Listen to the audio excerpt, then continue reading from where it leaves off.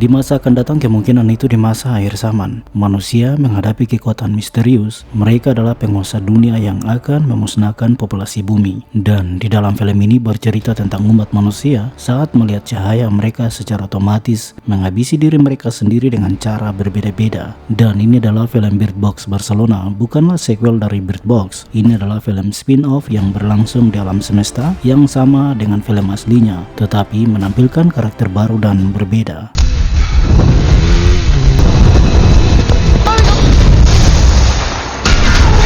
Berawal dari seorang pria, Sebastian, dan putrinya Anna yang sedang bermain sepatu roda di ruangan tertutup. Sebenarnya mereka berada di dalam hanya untuk menghindari pandangan mata mereka di luar ruangan, karena apabila mata mereka terbuka, maka secara otomatis akan mengakhiri hidup mereka. Tidak lama kemudian, Sebastian dan Anna dikejutkan dengan kedatangan beberapa penyintas yang memasuki gedung.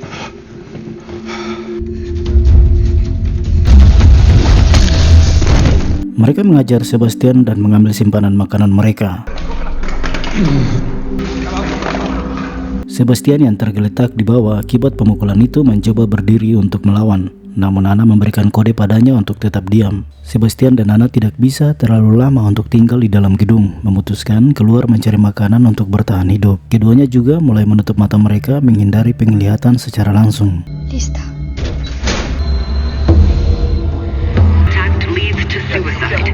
Kemudian Sebastian dan Anna menemukan beberapa penyintas yang juga menutupi mata mereka.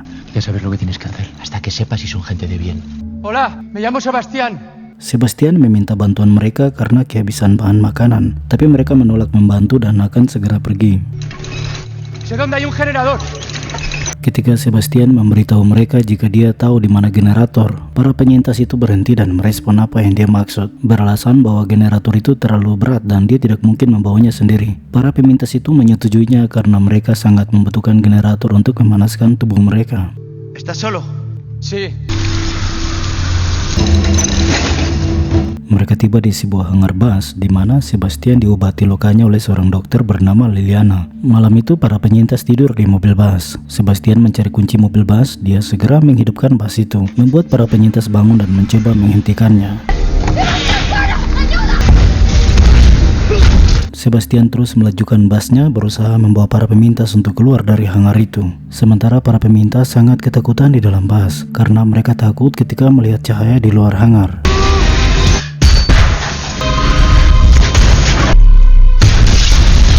Bus itu terbalik mengakibatkan para penyintas mengalami luka parah dan berusaha keluar dari sana. Mira.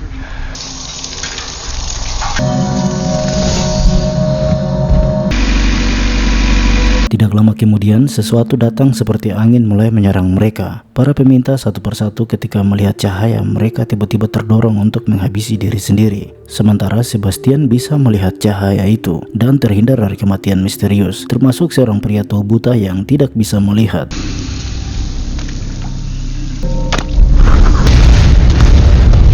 Setelah itu Anna mendekati Sebastian dan mengatakan bahwa jiwa mereka bebas sekarang dan bertanya apakah Sebastian melihat cahaya mereka, menganggap itu sangat indah. Andai saja Sebastian bisa melihat. Lalu Sebastian bertanya kapan dia akan melihat, kapan gilirannya. Anna menjawabnya bahwa sebentar lagi. Masih terlalu banyak domba yang tersesat. Kau gembala mereka, ayah. Selamatkan mereka dan kita akan bersama lagi. Kau, aku, dan ibu. Kemudian kilas balik 9 bulan sebelumnya, istri Sebastian, Laura, menelponnya dan menyuruhnya melihat di TV tentang situasi di beberapa negara yang terjadi kekacauan akibat orang-orang yang menjatuhkan diri mereka sendiri. Lalu di TV mengkonfirmasikan bahwa WHO menggambarkannya sebagai gelombang perilaku psikotik yang membuat orang melukai diri sendiri dan bahkan bunuh diri. Laura meminta Sebastian untuk segera menjemput Anna yang berada di sekolah. Salgo ya, cariño, salgo ya.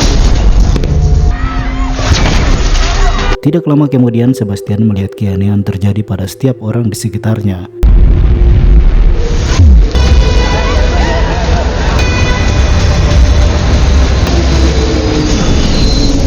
Setelah Sebastian melihat keanehan yang terjadi di peron kereta, dia segera pergi ke sekolah dan mendapati Anna yang ketakutan bersama teman-temannya. Sebastian membawa Anna melalui gedung gereja dan menemukan seorang pastor yang menghentikannya. Pastor itu memberitahunya bahwa dia telah menantikan hal ini sejak lama ketika dia masuk seminari di usia 18 tahun untuk mencari ilham, dan merasa takut lahir di waktu yang salah, di mana masa mujizat dan kenabian sudah lama berlalu. Pastor itu mengungkapkan juga bahwa Tuhan memerintahkan Musa dari dalam nyala api semak berduri. Dia menjawab Ayub dari dalam badai, tapi bagiku hanya ada keheningan sampai sekarang. Sebastian membantahnya bahwa orang-orang sekarat dan itu dianggap mujizat. Pastor itu mengatakan untuk menatap mata Tuhan mungkin di luar kesanggupan akal kita, tapi jika Tuhan dan malaikat berjalan di bumi sekarang, dia akan menyapa mereka. Lalu Sebastian mengatakan bahwa dia hanya ingin putrinya tetap aman. Pastor itu menutup pembicaraan dan berkata lagi bahwa orang bilang iman adalah percaya pada apa yang tak terlihat, tapi dia ingin lihat. Sebelum pergi, Sebastian meminta Anna agar apapun yang terjadi di luar sana tetap mengarahkan pandangan ke liontin yang berada di lehernya. Setelah itu keduanya keluar dan menemukan Laura yang datang menjemput mereka. Tapi saat itu Laura mengalami tabrakan mobil hingga menewaskan dirinya. Kematian Laura membuat Sebastian merasa bersalah atas perintah pastor padanya. Dia pergi ke gereja dan meminta pengampunan. Lalu melihat sebuah lambang mata yang bergerak di atas kepalanya, sepertinya disetujui menerima perintah untuk menggapai para domba yang dianggap tersesat. Sebastian juga berdoa pada Tuhan untuk memaafkannya agar berbohong demi bersatu kembali dengan keluarganya.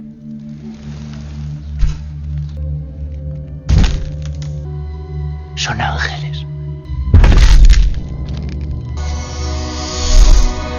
Sebastian kemudian berjalan dengan Anna dan menemukan banyak orang yang mengalami kematian dengan gambar mata di dahi mereka, dan menyampaikan ilhamnya pada seorang pria yang tergantung dan belum mati.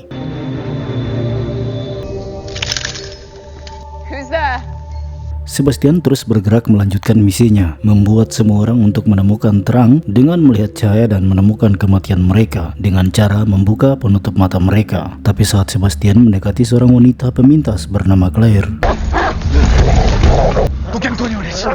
tiba-tiba Sebastian diserang oleh anjing para pemintas yang mencurigainya mendekati Claire untuk membuka penutup matanya. Mereka tidak percaya padanya, tapi Sebastian mengelak bahwa dia telah dirampok dan dipukuli. Lalu dia beralasan lagi bahwa dia mengetahui di mana generator itu berada karena dia merupakan seorang teknisi di perusahaannya. Ragu, tapi mereka sangat membutuhkan generator untuk menghangatkan tubuh mereka. Lalu tiba-tiba angin mulai bergerak dan mereka mulai merasakan kedatangan entitas misterius. Mereka segera membawa Sebastian untuk pergi bersama. ¿Os habéis traído a alguien?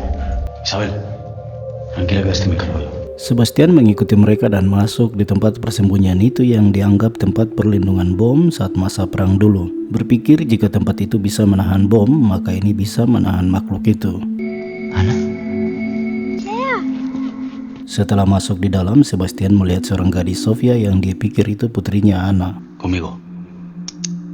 Tú. Sebastián. Kemudian dua pria, Octavia dan Rafa, mulai menginterogasi Sebastian karena mereka masih mencurigai dia, mengapa dia masih hidup dan memiliki luka di dahi. Menduganya jika Sebastian telah menghabisi orang lain. Tapi Sebastian berbohong jika dia bersama penyintas lain dan mereka melihat makhluk itu, tapi dia bersembunyi. Dia juga mengungkapkan bahwa dia melihat beberapa orang berkeliaran di kota tanpa penutup mata, dan mereka ingin dunia melihat. Lalu Octavia dan Rafa menunjukkan sebuah peta, meminta Sebastian menunjukkan di mana letak tempat generator itu. Tiba-tiba Anna berada di samping dan mendorong Sebastian, mengatakan bahwa kau akan dapat satu, mungkin dua, tapi jika kembali sendirian, mereka akan curiga dan takut padamu. Mereka tak akan mengerti. Di sini Anna terus mempengaruhinya agar Sebastian dapat menjalankan misinya, membuat mereka melihat terang. Ketika Sebastian dibawa tekanan oleh Octavia dan Rafa, Anna menyarankan Sebastian untuk memanfaatkan Sofia. Me lo he inventado. Hört auf! Es ist gefährlich da draußen! Sofia tiba-tiba meleraikan pertengkaran itu dengan aksen bahasa Jermannya yang tidak dimengerti oleh mereka. Namun Sebastian memahami bahasa Jerman dan memberitahu mereka jika Sofia meminta mereka untuk tidak menyakitinya. Ternyata para penyintas itu telah menemukan Sofia dan bersembunyi bersama mereka. Setelah mengetahui Sebastian dapat berbahasa Jerman, mereka memintanya untuk menanyakan Sofia di mana keluarganya. Lalu Sofia mengungkapkan bahwa kami sedang berlibur, ibu dan aku, kami akan naik kapal pesiar. Dan saat sedang menaiki rampa, seseorang berteriak berteriak, orang-orang mulai saling dorong keras dan aku takut. Tiba-tiba aku melihat seseorang jatuh ke air, lalu kulihat yang lainnya melompat lagi dan lagi. Tapi setelah itu dia tidak tahu bagaimana ibu menutup mataku, dan saat membuka mata kami berada di mobil van dan ibu menutupi semua jendela dengan kertas dan kardus. Lalu ibu nyalakan radio, mendengar suara wanita memberitahu ini darurat dan ada tempat aman berada di atas gunung. Sofia kemudian menggambarkan tentang kastil Montjuic yang diyakini sebagai tempat perlindungan yang aman dari entitas tersebut. Penjelasan Sofia membuat mereka semua memahami bahwa akses ke kastil itu melalui sebuah trim yang menjadi satu-satunya jalan keluar masuk. Setelah konfrontasi yang panjang lebar, mereka akhirnya sepakat untuk pergi ke sana walaupun mereka tahu bahwa banyak ancaman akan menanti mereka.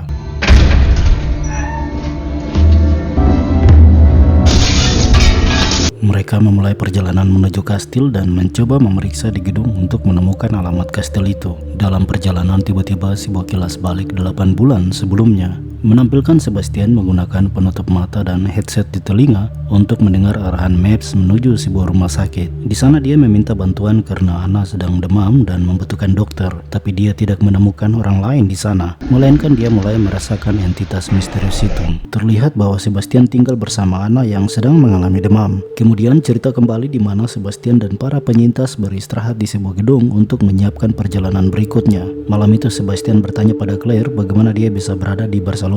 Claire menjawabnya bahwa dia mengikuti tur buku tentang zaman kegilaan, bagaimana cara bertahan di dunia modern. Sebastian yang merasa sedih, dia didatangi Anna, tampak Anna mengingatkannya untuk tetap fokus pada misinya. Tidak lama kemudian Sebastian berjalan diam-diam mendekati 2 ekor anjing itu lalu menggores tali pengikat anjing. Están cantando. Keesokan harinya mereka memulai perjalanan untuk menuju kastil. Anna muncul mendekati Sebastian, membuatnya membuka penutup wajahnya hingga memunculkan entitas itu mulai mendatangi mereka.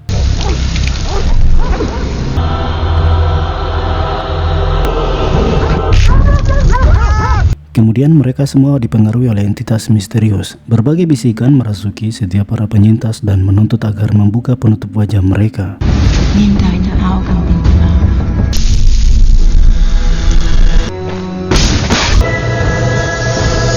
Rafa dipengaruhi oleh anjingnya membuat dia akhirnya membuka penutup wajahnya dan itu mengakhiri hidupnya. Para penyintas itu segera menyelamatkan diri, tapi Roberto digigit anjing karena mencoba menyelamatkan Rafa.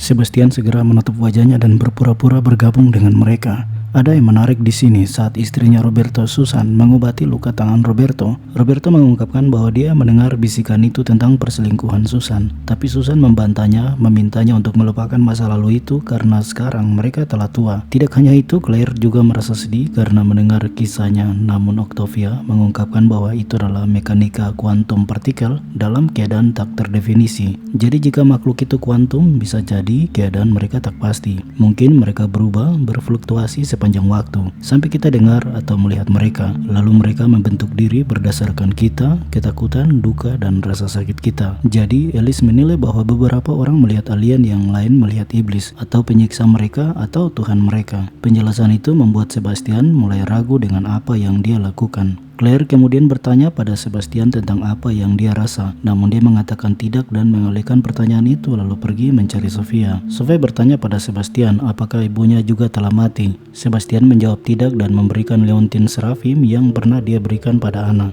Jadi apa itu serafim? Serafim menurut Wikipedia adalah salah satu makhluk surga yang disebut sekali di dalam kitab suci Yahudi atau Tanakh dan perjanjian lama di dalam Yesaya. Ketika Sofia tidak tahu benda itu, Sebastian kemudian menjelaskan lagi bahwa serafim yang paling indah dari semua malaikat. Keindahan mereka begitu hebat hingga hanya Tuhan saja yang bisa menatap mereka lalu menyerahkannya pada Sofia. Kemudian sebuah kilas balik di 7 bulan sebelumnya di mana terlihat Anna yang ketakutan saat seorang tetangga ditangkap oleh pastor yang sebelumnya memerintahkan Sebastian untuk misinya.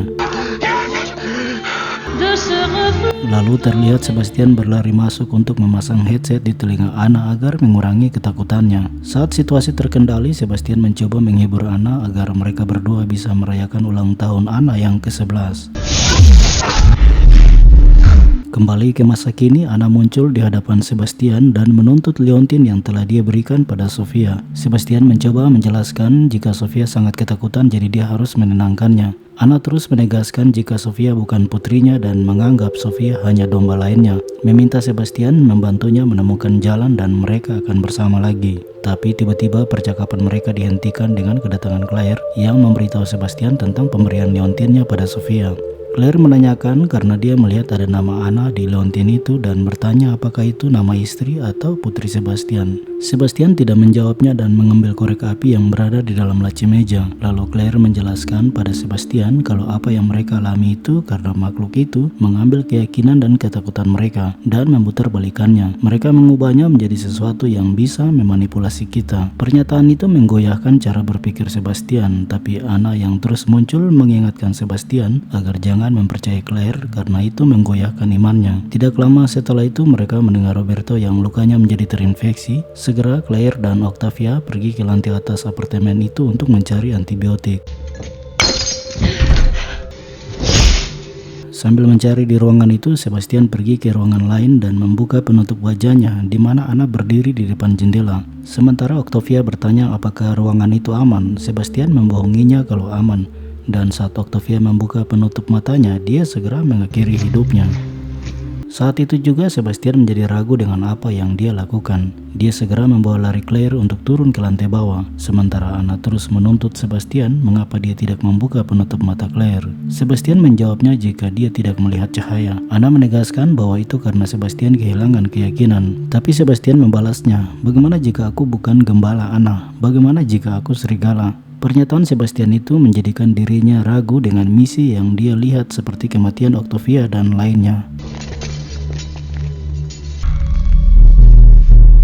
Keesokan harinya, mereka terus bergerak namun menemukan banyak mayat yang tergantung di dinding bangunan. Muncul seorang pria mengendarai motor dan menyerang mereka. Sebastian segera menyuruh mereka untuk berlari. Sementara Roberto terjatuh dan penutup wajahnya terbuka karena tabrakan motor itu. Susan melihat hal itu, dia akhirnya menghentikan pelariannya dan menemani Roberto yang akan mengakhiri hidupnya. Roberto kemudian meminta Susan untuk membuka matanya agar dia bisa melihatnya untuk terakhir kalinya. Sementara Sebastian, Claire dan Sofia berhasil masuk di gedung dan Claire menemukan Sebastian masuk tanpa kacamata hitamnya. Claire segera memeriksa kacamata itu, ternyata kacamata itu bisa melihat. Sebastian berusaha menjelaskan apa yang terjadi dan ingin membantu dia dan Sofia. Tapi Claire ragu dan membawa lari Sofia naik di atas gedung. Claire berusaha menyelamatkan dirinya dan Sofia, tapi meragukan bantuan Sebastian, membuat dia akhirnya terjatuh pingsan di atas tangga darurat. Sebastian mencoba meyakini Sofia untuk melihat cahaya itu, dan dia terus dipengaruhi oleh Anna yang berdiri di sampingnya. Ketika Sebastian menjadi tertekan dan menyadari bahwa yang dilakukan itu salah, dia segera memeluk Sofia dan membatalkan misinya. Kemudian sebuah kilas balik saat Sebastian merayakan ulang tahun Anna yang ke-11. Tiba-tiba mereka diserang oleh pastor dan kawanannya. Setelah Anna dipaksa membuka matanya, dia segera berlari dan melompat dari gedung itu. Terungkap bahwa kemunculan Anna dari awal film ternyata dia telah meninggal. Dan kemunculan itu adalah iblis yang menyerupai Anna untuk mempengaruhi Sebastian. Setelah kematian Anna saat itu, Sebastian mendapat ilham dari pastor dan dia bisa melihat untuk menjalankan misinya mencari domba-domba yang tersesat. Pasa nada, Papa. Kemudian film kembali ke masa sekarang dan Sebastian mengeluarkan Claire dari tangga itu. Claire tetap masih ragu terhadap Sebastian, tapi Sebastian meminta dia untuk bisa mempercayainya dan akan membawa mereka ke kastil itu. Tidak lama kemudian mereka diserang oleh kawanan pastor, namun Sebastian mengalahkan seorang wanita penyerang dan menjatuhkannya dari atas gedung. Sebastian segera membawa Claire dan Sofia dengan mobil yang dikejar oleh pastor dan kawanannya. Mereka tiba di tempat trim, di mana itu adalah tempat penyeberangan menuju tujuan mereka di sebuah kastil tersembunyi. Sebastian segera meminta Claire dan Sofia menaiki tangga untuk mendapatkan trim penyeberangan, sementara dia menghadapi pastor dan kawanannya.